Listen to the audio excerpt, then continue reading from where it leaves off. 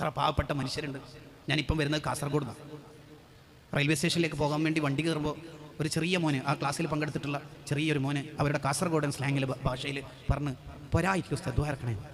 ഞാൻ ചോദിച്ചാൽ എന്താ മോനിക്ക് പോരാവാത്തെ? ഉപ്പാക്ക് കച്ചവടം കുറവ് ഉസ്താദ്. ഞാൻ കരഞ്ഞുപോയി. എന്താ കുട്ടീനോട് ഞാൻ പറയേണ്ടത്? എന്താ പറയേണ്ടത്? അപ്പോൾ ആ കുട്ടീൻ്റെ ഉമ്മയും വീട്ടുകാരൊക്കെ ആ ക്ലാസ്സിന് വന്നിരുന്നു. ആദർശ ക്ലാസ്സാണ്. ആ ക്ലാസ് കഴിഞ്ഞിട്ട് അവരങ്ങെത്തിയിട്ടുണ്ട്. ആ ഉമ്മ ഈ കുട്ടീനെ അയച്ചതാണ്. ഒരാഴ്ച ഉസ്താദ് ഉപ്പ കച്ചവടമല്ല കുറവ്, തറയിട്ടിട്ടേ ഇല്ലൂ. എന്താ മോനോട് പറയേണ്ടത്? എത്ര സാധുക്കളുണ്ട് നമ്മളെ ചുറ്റുവട്ടത്ത്. നമുക്കപ്പോഴും പുതിയൊരു ഫോൺ കൊണ്ടുവരാനും പുതിയ വണ്ടി ഇറക്കാനുള്ള വ്യഗ്രതയിലും താല്പര്യത്തിലുമാണെങ്കിൽ പാവങ്ങളെ കാണാനുള്ള കണ്ണ് നമുക്ക് വേണം. നബി സല്ലല്ലാഹു അലൈഹി വസല്ലം തങ്ങൾ അള്ളാഹിനോട് ചോദിച്ചു വാങ്ങിയ നന്മയാണ് വഹബ്ബൽ മസാക്കീൻ, പാവങ്ങളോട് മഹബത്ത് നൽകണേ. അബ്ദുല്ലാഹ് ബിൻ മസ്ഊദ് റളിയല്ലാഹു അൻഹു നല്ല തിരക്ക് പിടിച്ച ഘട്ടത്തിൽ കാഴ്ചയില്ലാത്ത ഒരു പച്ച മനുഷ്യൻ വിളിച്ചു പറഞ്ഞ്, നിങ്ങളൊക്കെ നല്ല തിരക്കായിരിക്കും, നിങ്ങളെ പേരെ കുറേ ആളുണ്ടാവും, എന്നൊന്നും ഉണ്ടാക്കും. അബ്ദുല്ലാഹി ബിൻ മസ്ഊദ് റളിയല്ലാഹു ചെയ്യുന്ന എല്ലാ പണിയും നിർത്തി വെച്ചിട്ട് അയാളിലേക്ക് അങ്ങോട്ടേക്ക് പോയി എന്തൊക്കെ വേണോ അതൊക്കെ ചെയ്തു കൊടുത്തിട്ട് തിരിച്ചു വന്നു. ആ ലോകം അറിയപ്പെട്ട മഹാപണ്ഡിതൻ.